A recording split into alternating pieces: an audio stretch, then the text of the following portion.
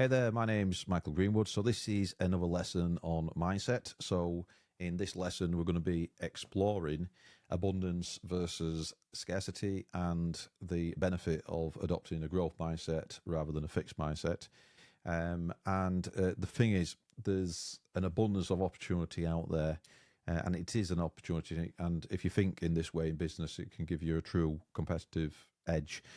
So if you want to get that advantage over your competition, then keep on watching this video. So have you ever, I don't know if you're a business owner, if you've got a job and you're thinking about starting a business, if you've got a struggling business, if you've got a growing business, if you've got a business where you're doing everything that you need to be doing. But I'm a big believer in being a student throughout life, so lifelong learning. And so I'm very open-minded to taking on other people's points of view and everything like that. So if you want to drop me a comment, happy to discuss the contents of this lesson. And of course, a quick disclaimer, quick caveat. This is a lesson of my own creation. So this is my perspective or point of view on things. There are many other ways to do things, so I'm not saying this is the definitive way forward, but I hope you find this interesting, informative, educational, and I'd love to hear from you as well with your thoughts and opinions on this lesson. So, quick introduction then. So I'm Michael Greenwood. In case you've not heard of me, I run a digital marketing agency, started the company in 2009, limited company here in Yorkshire in the UK.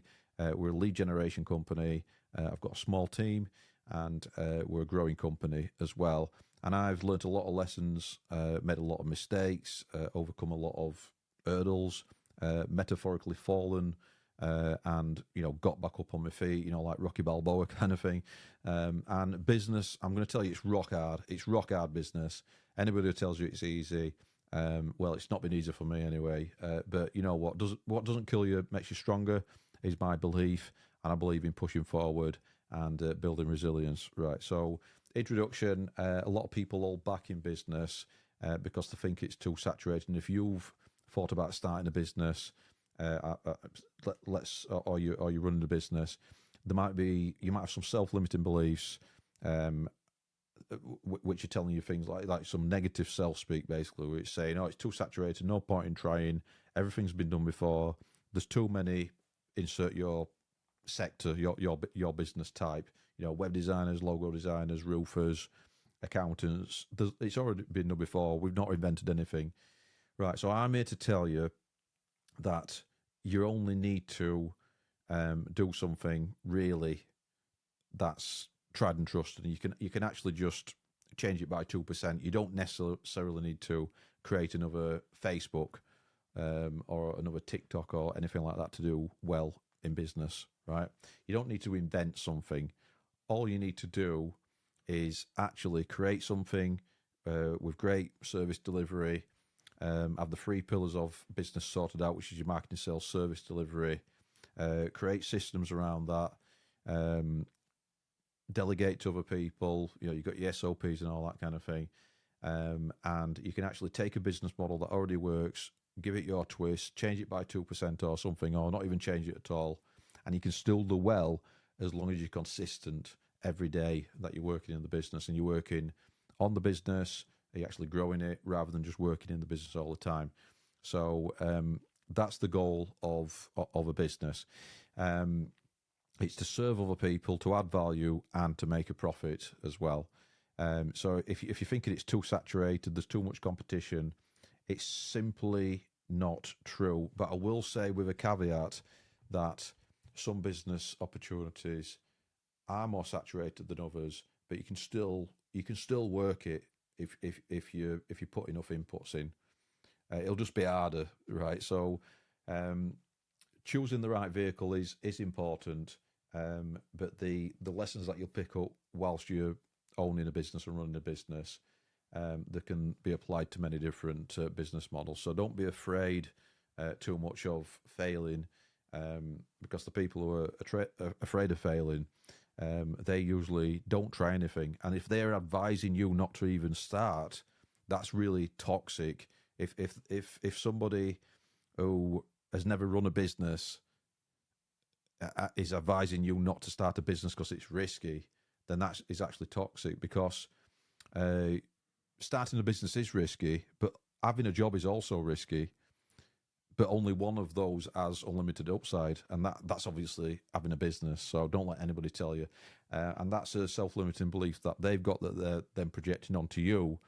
And the opposite of self-limiting beliefs is to do affirmations. So, and the affirmation to counteract that particular one, it's too saturated. There's already too much competition. There's an abundance of opportunity out there. Yes, there are competitors, but I'm going to work harder and have something better, and I'm going to put more inputs in, because the way that energy works is you put inputs in, you put energy into things. It's got to go somewhere. It can't just stay there. It's got to go. It's got to move. Law of vibration, everything's moving, nothing's staying the same, nothing's staying still. So you're moving energy. It's flowing through you, flowing into you, flowing through you. You're keeping it, you're preserving it, and you're putting it into things. You're putting inputs into things, and it's got to come out somewhere, even if it's just in lessons. So the truth of the matter is that saturation, you've got to be better in order to not. I've got this diagram to illustrate. So you've got to just be better. If you're better, then you'll have less competition, so it'll be less saturated. Most of the saturation, we've got that in frame, but most of your competition are going to be down here, and these charge the less, and there's more of these people, and then you've got this kind of middle point, and then you've got the top, and if the better you are, you can get to the top. You know, like in an organization where you've got the apex at the top, you've got that traditional triangle structure to the organization that we've got the leaders at the top, and it all filters down and all that kind of thing. So if you're at the top in business, you know, the top 0.5% or percentile or whatever or a couple of percent, you're going to make more money. You're going to work with people who are more thinking like you, with mindsets like you, and it's just going to be less hassle, but you're going to have to be better in order to do that. You're going to have to understand business, the world of business, in order to do that. And one of the things that I kind of get a beef with, really, is when creatives are taken advantage of. So like logo designers, web designers, and they're taking advantage of themselves as well. They're actually participating in the price war race to the bottom, when they're at the lower ranks in the or the lower echelons, shall I say, of this structure. When they're down here, it's a price war race to the bottom. It's pretty much bottom feeder territory, and sometimes that's because they're inexperienced in business rather than competence in things like web design or whichever service that they're offering. And the thing is, you don't see you see that a lot with the web design industry. I'm maybe closer to that because digital marketing is my business, but you don't tend to find it with accountants. You don't tend to find accountants doing year ends for 50 quid when it should be, a grand or whatever it is.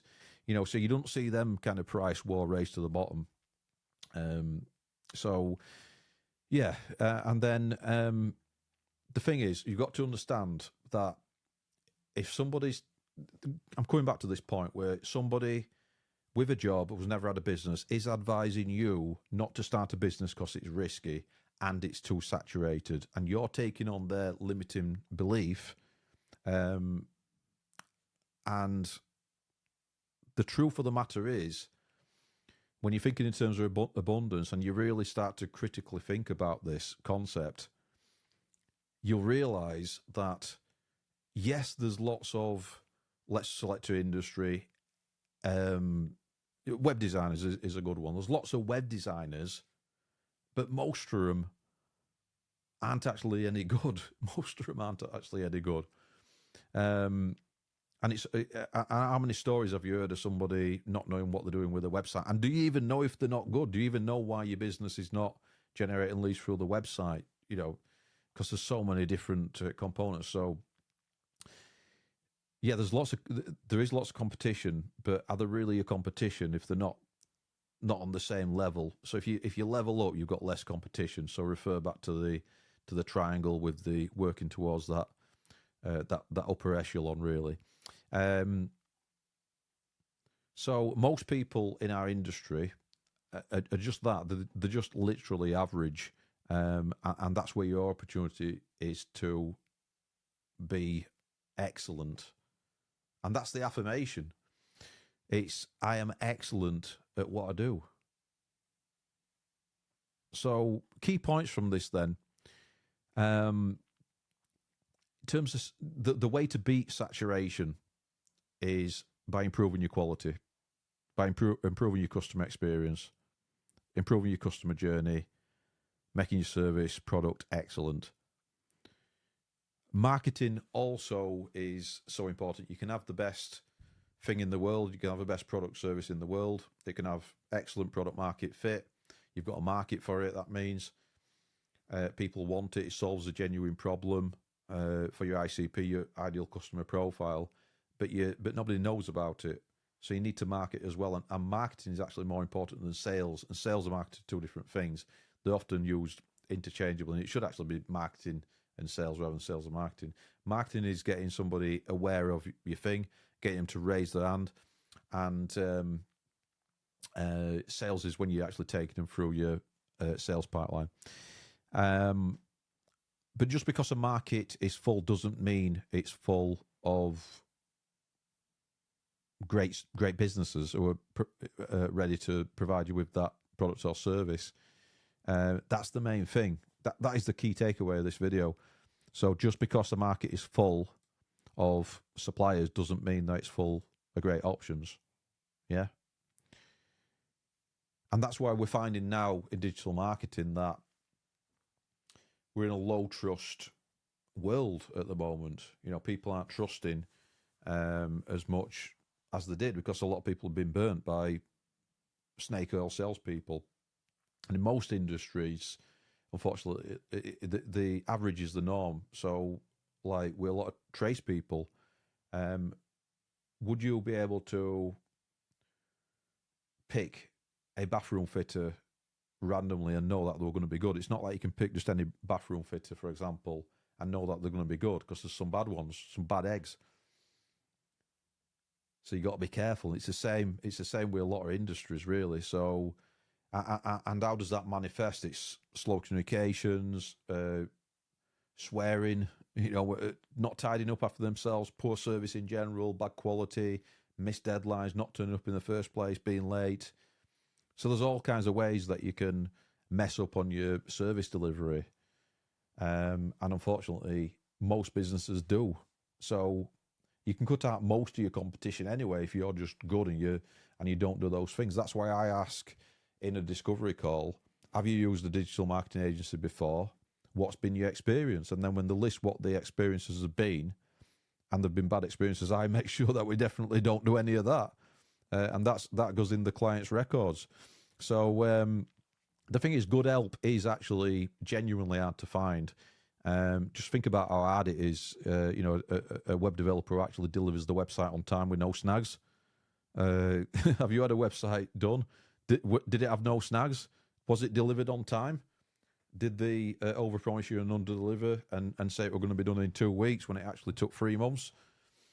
Same with a roofer who doesn't turn up, and if it's done on time, and if there's no snagging list afterwards. What about a property developer where you've got no snagging list, you've got no gaps in things, you've got no wrong materials used or anything like that? There's no sticky notes all over with snags and issues and bits and pieces to fix. So a supplier who's inconsistent, I mean, like Amazon is the most consistent business that I know, and so is McDonald's, because they've got systems and processes that they follow to the T. I know that if I order something today, I'm going to get it tomorrow from Amazon. I know that if I go to McDonald's right now, I'm going to have a Big Mac and fries with no onions on the Big Mac. That's how I have it, in 5 minutes flat. It's to a certain tolerance. It might not be like it is in the picture, but you know what you're getting, don't you? Sometimes the fries are good, sometimes the fries are a bit, but you know what you're getting to us in a certain tolerance, and it doesn't cost that much money either. So, um, I'm not I'm not in any way promoting fast food at all. Cook some nice healthy meals. Um, but you get my point. It's a well-oiled machine. It's a well-operated business. And not just that, they own the real estate, on the stock market. They've got the business as well. So it's a multifaceted profit machine. But anyway, going off on a tangent on that, being reliable is already a competitive advantage. So if you can just be reliable in your business and do what you say you're going to do and have integrity in your business and get back to people and good CSM, good customer success management, monitoring your KPIs, checking in on your clients, account managing well, all those kind of things as an agency owner or any other kind of business owner. Are you okay with that carpet that I've just fitted, Mrs. Jones? A crowded market means people are already spending money, so it's a good thing that it's crowded. It means there's demand. So you've got your total addressable market, which is all the possible customers or businesses or clients who you could possibly do business with, and they're already buying. They're already solution aware. They're buying the thing. So, next point is don't fear it. What is fear? False expectations appearing real. So you can validate your offer by just being better, and that's how you rise up in the perception. That's how you add value to clients, and that's how you can command more money for what you do, more compensation for what you do, and not get into this price war race to the bottom. Because people don't buy on price alone. They want the value. They want the solution to the problem. You don't necessarily buy that's why people buy handbags, which are 500 quid, £1,000. That's why people pay more for an haircut. That's why people buy Rolex watches, for the status of it. It's hierarchy of needs. It's not just buying the cheapest, because you pay cheap, you pay twice. Got to remember, excellence has less competition. It has a lot less competition. Most people don't underpromise, overdeliver. They don't go that extra mile. So look, all you need to do then is do it. Is underpromise, overdeliver. Go the extra mile. Give them something extra that they didn't pay for. If all the other hotel rooms in the area don't do the little chocolate, you do the little chocolate. You've won, because everything else, it'll be memorable. Everything else is the same. You get the bed. It's nice and comfortable. You get the clean sheets. Okay. If you have mucky sheets in your and you've got a guest, mucky sheets, then you're below average. You're below average. So the minimum standard is to have nice clean sheets and a nice comfy bed and a toilet that flushes. But then the chocolate and maybe a little glass of champagne or sparkling water or something like that is the icing on top. So that's under promising, over delivering. But if all the hotels create that minimum standard, they're having the little chocolate and the glass of champagne or sparkling water or whatever, then that becomes the de facto standard. That becomes the new baseline. So you need to add something else on top of that. So that's how you move with the times in the business. You're aware of the status quo. So you can stand out instantly if you just do something a bit different, but you've got to cover your baseline as well. So you've got to turn up on time, do what you promise, all that kind of thing. So what's one of the ways that I stand out? So rather than just a lot of my competition, they won't use video messages. So I started using video messages to explain things rather than going on a remote call to run through things, or jumping on a quick Zoom or Teams or Google Meet. And that works pretty well. So video messages, that's a way of enhancing your communication, and also documenting what you're doing as well. So it's kind of part of that as well. And then SOPs can come from that as well. So you're kind of killing two birds with one stone with that as well. So you're creating something once and you're using it for other things. You're kind of repurposing it. But you just got to remember that excellence has less competition. And if you're the best, you've got no competition because you're number one. But there can only be one. Yeah, like Islander. So that's why the saying goes that the cream always rises to the top. You know, the cream's the best bit, isn't it? Most expensive bit. Cream costs more than milk. Yeah. So on reflection then, a bit of reflective practice then to wrap up this lesson. Ask yourself, when's the last time you hired someone and were truly impressed? What's a really good experience as a customer that you've had? And can you kind of take on some of that and adapt it to your business? Or if you're thinking of starting a business, you've got a job, is that something that you can build into your business model? And how long did it take to find somebody dependable to actually do the thing? So I go to the same place for an haircut for the last few years. I won't go anywhere else because it's consistent every time. I come in, and most of the time I'm there in the chair. I think there were only one time in 3 years or something I wasn't in a chair straight away and having my haircut. I know how long it's going to take. I did it just before the school run one day, and I timed it, and I knew it was going to be about no longer than 20 minutes, 15 minutes, 20 minutes, and then I could go and do the school run. So absolutely no problem. There's little inconsistencies, but I can live with them. Yeah.